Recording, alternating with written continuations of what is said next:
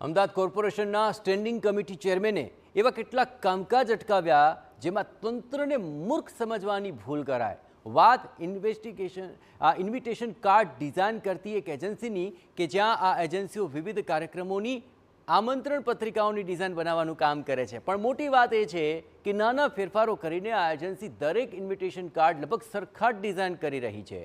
જુઓ, આ standing committee chairman ખુદ આ ડિઝાઇન બતાવી રહ્યા છે। એક વર્ષ દરમિયાન ડિઝાઇન બનાવવા પાછળ 75 લાખ રૂપિયાનો ખર્ચ કર્યાનું ધ્યાને આવ્યું અને સ્ટેન્ડિંગ કમિટીએ પ્રશ્ન ઊભો કર્યો છે। 12 મહિનામાં 75 લાખ રૂપિયા જેટલું રકમ માત્ર ડિઝાઇનિંગમાં ચૂકવવામાં આવતી હોય તો એ એજન્સી દ્વારા કેટલું કામ કરવામાં આવ્યું છે 12 મહિનામાં અને કઈ પ્રકારની ડિઝાઇન તે કરે છે એ જાણવા માટે આ કામ જે છે એને પરત કર્યું છે।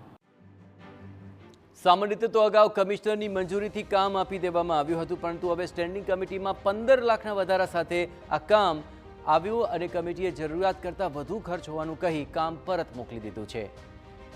આપને પણ જણાવે કે કોર્પોરેશન માટે કુલ 4 ડિઝાઇનિંગ એજન્સીઓ કામ કરે છે। અહીં 3 ડોટ ડિઝાઇન, ક્રેન ડિઝાઇન, આ ઉપરાંત આઇડેન્ટિટી કમ્યુનિકેશન અને રિસોર્સ। ત્યારે સવાલ એ છે કે ડિઝાઇન કરવાનો લાખોનો ચાર્જ દર્શાવનાર શું આ એજન્સીઓ તંત્રને મૂર્ખ સમજે છે?